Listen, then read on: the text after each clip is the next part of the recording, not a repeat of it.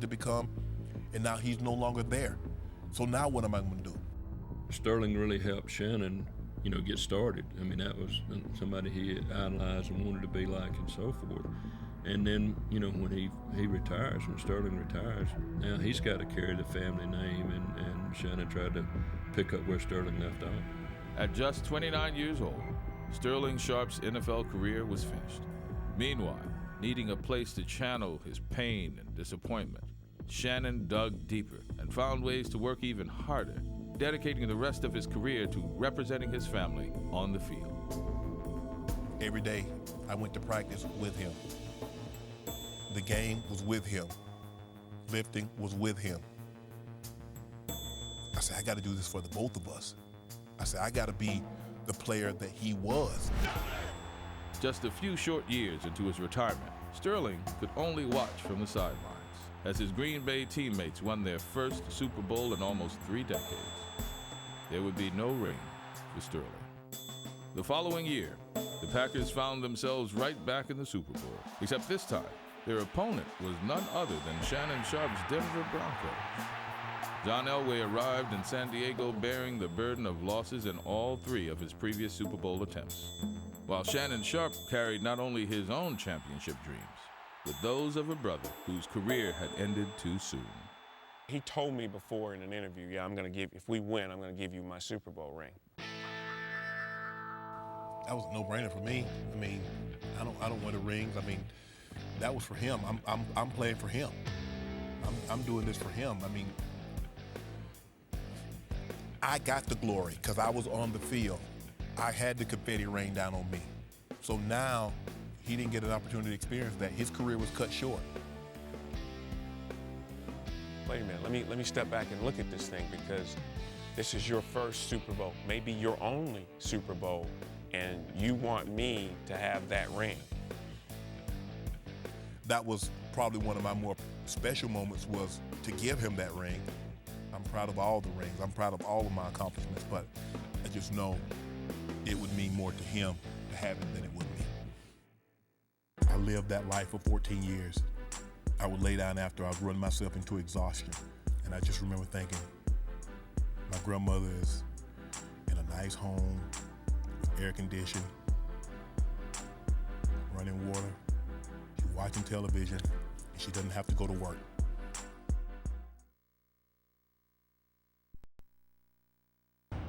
Winning one Super Bowl wasn't going to be nearly enough to satisfy Shannon Sharpe's hunger. He was still haunted by the gnawing anxiety that those he loved might someday return to a lifestyle of poverty and servitude if he failed on the football field. For winning Super Bowl, you get an opportunity to go meet the president, and I never went to meet him. And people always ask me, say, well, you won 3 Super Bowls, you had an opportunity to go meet the president, why didn't you go? I said, because I was training. I said, because some guy in college wanted my job. And if I let up for 1 second, that was going to give him an opportunity to get my job. Nobody was going to take my job. I lived that life for 14 years. I would lay down after I'd run myself into exhaustion. And I just remember thinking, my grandmother is in a nice home, air conditioned, running water, nice stove, washing dryer. She's watching television. She doesn't have to go to work. Driven by the crushing responsibility to achieve for both himself and his brother, as well as the need to keep his granny safe and comfortable, Shannon transformed from a star to one of the greatest tight ends in NFL history. It doesn't happen, just during practice. You got to pay the price in the off season. When you're 6 months away from the season, Shannon would be there lifting weights and running and trying to improve, to make himself better. So the work ethic was something that you didn't worry about. He would work on the things that he needed to work on, stay after practice, and catch passes after passes after passes. When he became a leader, it was great for the football team, because they look up and say, hey, if he's going to be that kind of player, look how hard he works. It makes it easier for the other guys to see that and have that same type of work ethic. Shannon made every team he played for better, winning back-to-back Super Bowls in 1997 and 1998 with the Broncos, and a third with the Baltimore Ravens in 2000. On November 18, 2001, against the Cleveland Browns, Shannon broke the then record for most career catches by a tight end. He would finish his career with 10,060 receiving yards, 62 touchdowns, 815 receptions, and averaging 12.3 yards per reception. An 8-time Pro Bowler, his NFL career ended in 2003, back in Denver, Colorado. Shannon Sharpe devoted 14 years to proving that he could be the hardest working tight end the league had ever seen. Ego hadn't been his motivation. Glory hadn't been his greatest reward. But once he stepped away from the game, his superstar stats and multiple championships pointed the way east from Denver to Canton, Ohio. His crowning career achievement would be the ultimate homage to Granny. She's like, hey, I say, we're in the Hall of Fame. She said, what's that? I said, well, that's where all the good players go once they retire. Take care of your. I got the worst beating of my life right down there where he's walking because he set the field on fire. He set the field on fire, and then he ran back. He was supposed to go back and say someone set the field on fire. Listen, my grandfather interrogated me. You told me to come home and tell me somebody set the field on fire. Somebody. I said, Papa, somebody set the field on fire. He said, was no one down there but you two boys. I said, well, he did it. What am I supposed to say? I did it? Come on now. Worst beating of my life. And now, ladies and gentlemen, for the announcement of the names that we've all been waiting for. The Pro Football Hall of Fame 2011 class of enshrinees consists of Richard Dent, the second name on our list is Marshall Faulk. The third name is Chris Hanberger. NFL players become eligible for the Hall of Fame 5 years after they retire. Each year's process of nominations and voting can be an excruciating waiting game. 2011 was Shannon's third time through this drama. He was a nervous wreck. He and I are talking, and he can't sleep. So I ask him, hey, man, do you want me to fly in? I can get a direct flight from Columbia to Dallas. He's like, no, I'm going to be all right. And we'll have a class of 7. The 7th name on this list is Shannon Sharpe. If you could see where he was when he came to Denver in 1990 and see him throughout his career, it makes you proud to know that, you know, hey, this is a guy we took from a little school, Savannah State, and look what he accomplished. Yeah, I'm thrilled to death. For us to be able to go to Super Bowls, you have to have a lot of great players. And Shannon, obviously, with the numbers he had, the top receiving tight end of all time, you know, he wanted to get to that level. Is the caller there for Shannon Sharpe? Sterling, you there? Very few times I think I've ever been speechless, and this is one of them. It's a great day for him. I think it's an even better day for me because I always wanted better for my little brother. It's one thing for an individual to say I was a great player, but for a bunch of random people sitting in a room talking football to say that you are a great player and great enough to be enshrined into our Mecca, into our heaven, so to speak, I'm impressed, and it's a choked up moment for me, and it takes a lot to impress me, but today Shannon Sharpe has definitely impressed me. He's everything that I ever wanted to be. I wanted to be with my big brother. I wanted to follow him around. He's 3 years older than I am. And when he would date, I would get mad and cry when he didn't want to take me with him to be with his girlfriend. Everything that Sterling Sharpe was, Shannon Sharpe thrived to be. The player that I am, that you see before you today, that's going into the Hall of Fame with Marshall Faulk, Deion Sanders, Ed Sable, it's because of my brother.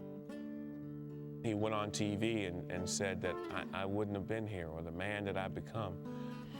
It's scary because you really don't understand how important you are to someone, really and truly, until they tell you. And he never, ever told me how important I've been to him.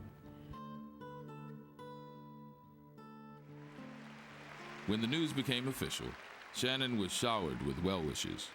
But the voice he longed to hear belonged to a lady resting in the Glenview nursing home. You know, I call her, I say, hey, Granny. She's like, hey. I say, we in the Hall of Fame. She said, what's that? I said, well, that's where all the good players go once they retire. She said, oh, congratulations. She said, when is it? I said, it's in August. I said, ooh, that's a long time, baby. I sure hope I'm around to see it. I said, you will be, Granny. You will be.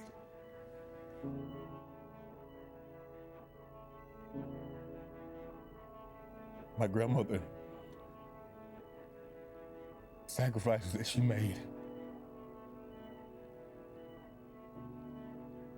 She never wanted anything.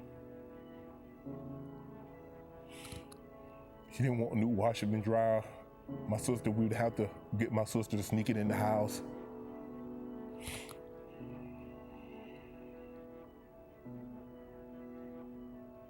But she never complained. She just said, baby, this is the best Granny can do, and we're gonna be okay.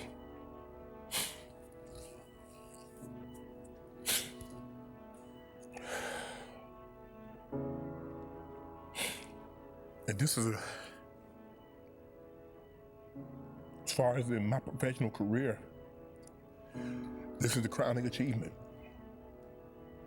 But what makes this moment so special is that my grandma had an opportunity to see me get elected to the Pro Football Hall of Fame. My grandmother passed last night as I'm sitting here in this chair doing this interview.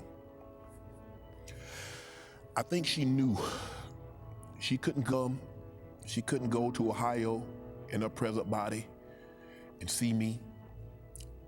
She couldn't go in her present body and hear me. She had to leave in order to see and hear me give that speech. He will never get over the fact that his grandma died and that she will not be able to hear him say thank you. For him to be able to say it and for her not to be able to hear it, that I cannot put into words. There's not one moment since I left my grandmother's house in 1986 that I haven't thought about what she did for me, about what she did for my brother, what she did for my sister.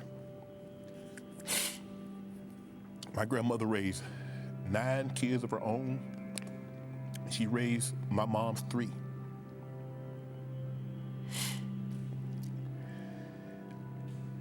Everything that I am,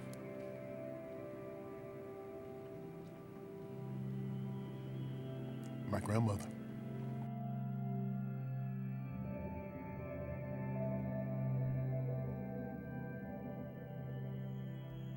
I know she's saying, baby, don't cry. She's saying, we all got to do it one day.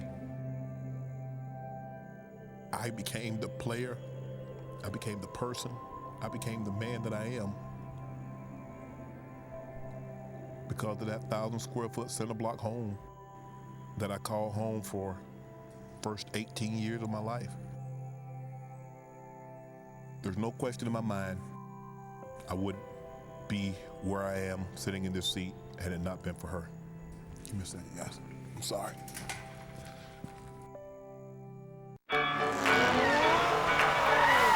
To his granny's house, he traveled a world away to the bright lights of NFL stardom. His enshrinement into the NFL Hall of Fame still often seems too good to be real. What did I do to deserve all this? If someone would have told me, we're going to allow you to play 14 years in the National Football League, and you'll go to a number of Pro Bowls, and you'll be an all-pro player, and you'll win Super Bowls, and then you go to the Pro Football Hall of Fame. What did I do to deserve all this? He's very appreciative, and he understands that, you know, some doors were open for him. And the fact that the door was open didn't mean you're gonna make it. You're excited when someone gets a chance to be in the Hall of Fame. Know that, hey, this guy worked hard. He deserves to be there. Nobody paid the price more than Shannon Sharpe. I'm very proud of the fact that my brother achieved under circumstances that a lot of folks would have crumbled. Nothing changed his mind. Nothing deterred him from his goal and his dream. I'm proud to be his brother. I'm proud to be his friend. I'm proud of the success that he has had because he did it the right way. Shannon has often said he's been preparing his Hall of Fame speech since childhood. In every daydream, Granny was always there to hear it. I think getting through the speech will be fine up until I get to her. That's when it's gonna become real emotional. I think that's when it's gonna really dawn on me.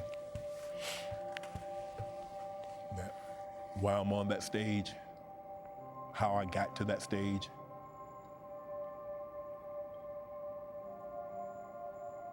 She'll be there watching. My granny used to always say, son, treat everybody good. You'll never know who you'll ask to hand you your last drink of water. I guess it's my mission in life, just to try to do right by people. Thanks, Granny. Hopefully, I'm the man that you envision. I just hope I did it. I hope you're proud.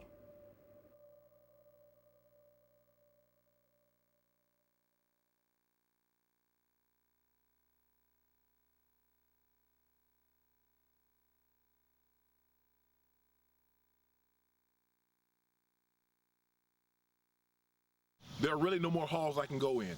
I'm in the Colorado Sports Hall of Fame. I'm in the Georgia Sports Hall of Fame. My college retired my jersey. I got the Supreme with the NFL Pro Football Hall of Fame. So, Coach, that's it. You get no more trips. After this, there are no more trips for you. We got one more. Where we going? Well, you know, Sterling and I are in the Tatna County Hall of Fame. Now, you got to get to... Oh, man.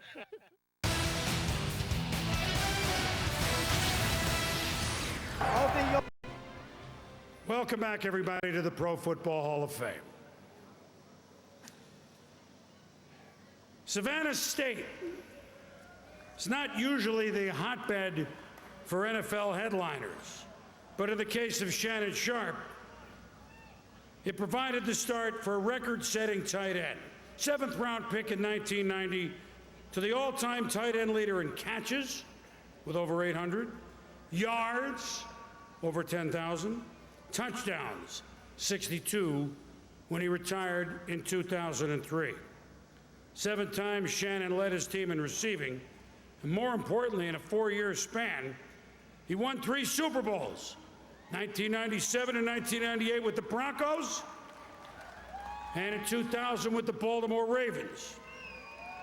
His 96-yard touchdown catch in the 2000 AFC Championship game remains the longest in NFL postseason history. To present Shannon this evening is his older brother Sterling, who does know a thing or two about catching bushelfuls of passes. Together, the brothers Sharpe have over 1,400 receptions. Last time I checked, that was pretty good.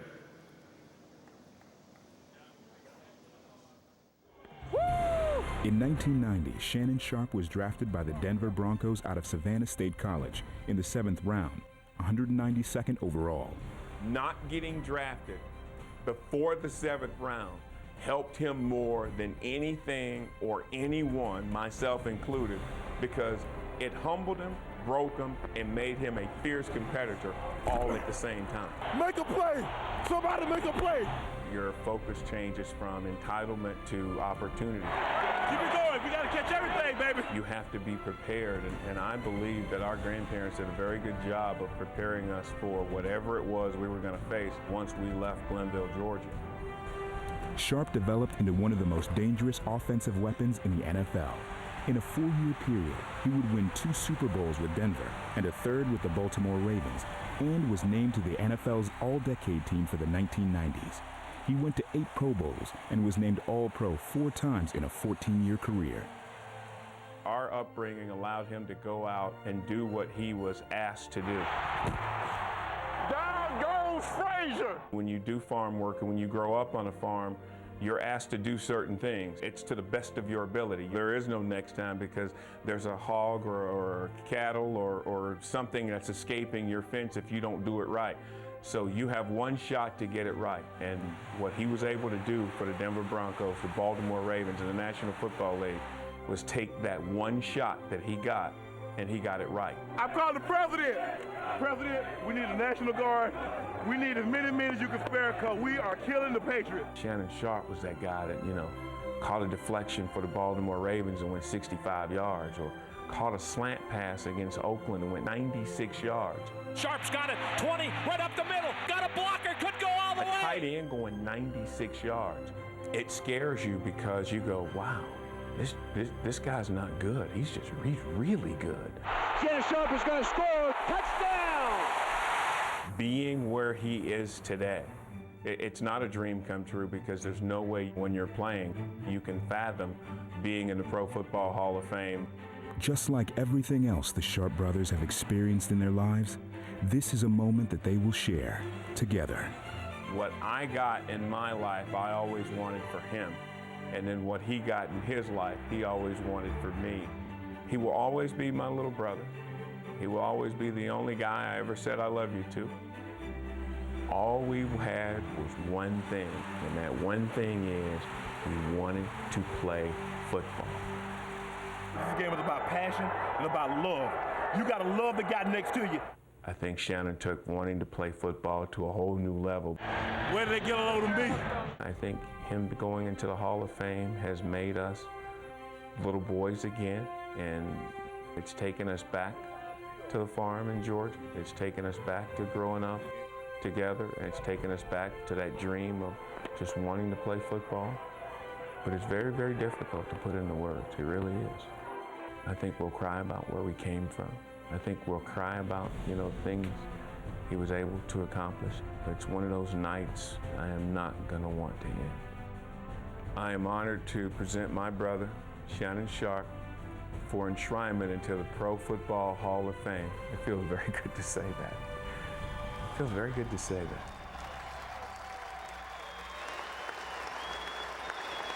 that. Ladies and gentlemen, presenting Shannon Sharp for enshrinement into the Pro Football Hall of Fame, Sterling Sharp.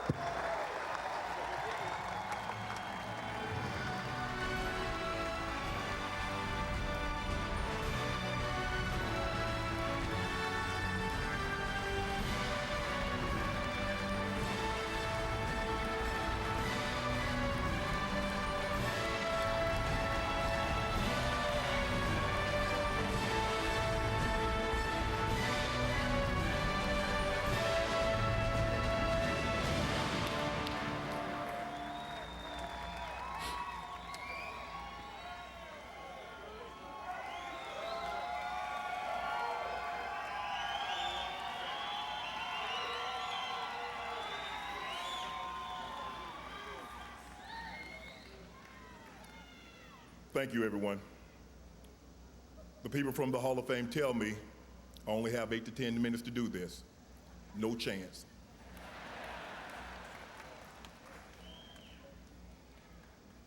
First, I'd like to personally thank the 44 men and women that went into a room on February 5th and deemed my play on the field worthy of this prestigious honor. Thank you.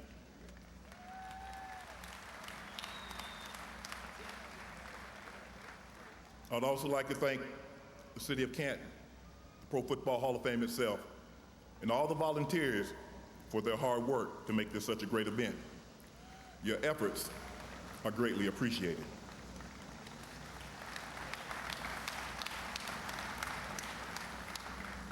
I keep telling myself I'm not going to get emotional today, but I know that's not going to happen.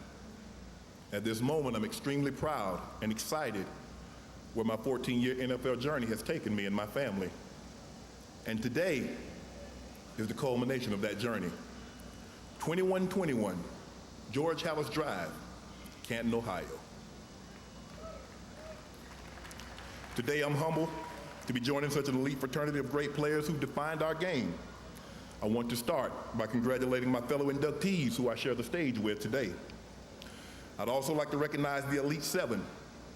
That is the number of tight ends that have already been enshrined. Today, I become the 8th member. Thank you, guys. I'm honored to become a member of your select group.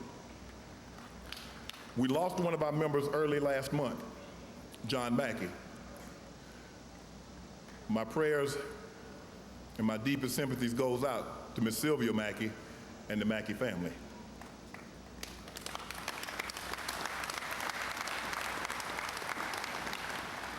All these years later, nothing makes me prouder than when people call me a self-made man. I had a certain persona as a player, and I know this will come as a shock, but I like to talk. It's a trait I picked up from my mom and from my brother. A reporter once told me he could hear the tape recorder smiling when I got on the roll. But please, don't let the persona overshadow the person. The persona liked to have fun. The person knew when it was time to get to work. People often ask me, how does a small town kid from Glenville, Georgia, who went to Savannah State College, now Savannah State University, could win 3 Super Bowls, and at one time, own all the significant receiving records for a tight end, I want all you young people out there to listen to my answer. It's called the 3 Ds: determination, dedication, and discipline. 3 traits that translate in any generation and any job setting. There's a reason they call it chasing your dreams and not walking after them. Don't hope someone gives you an opportunity. Create one for yourself. When I left my grandmother's home in 1986, headed to Savannah State with 2 brown grocery bags filled with my belongings, nothing was going to keep me from realizing my dreams. When people told me I wasn't going to make it, I listened to the one person that told me I was, me. You may not know this, but I was never supposed to be a Hall of Fame tight end, or any kind of tight end, or even a Hall of Fame player. I'm here today for a lot of reasons. Some have everything to do with me. Some have absolutely nothing to do with me, and everything to do with the kindness and patience of all the people that's guided me through my life. I want to take a moment to personally thank some of these people who made this possible. Miss Elaine Keels, my high school remedial reading and Spanish teacher. And I know what you're saying, remedial reading and Spanish. I was saying the exact same thing. She said it would help me, it would help my reading. I said it would help me repeat my sophomore year. I think she just wanted me to take the class so she could have extra hands-on time to help a young Shannon Sharpe. Thank you, Ms. Keels.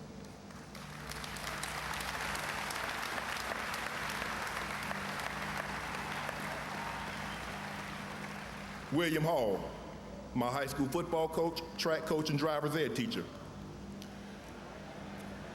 Coach Hall has been teaching and coaching for 50+ years, and he's still coaching today.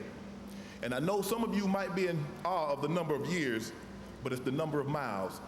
He drives 65 miles one way to get to school. Thanks, Coach Hall, for all your wisdom.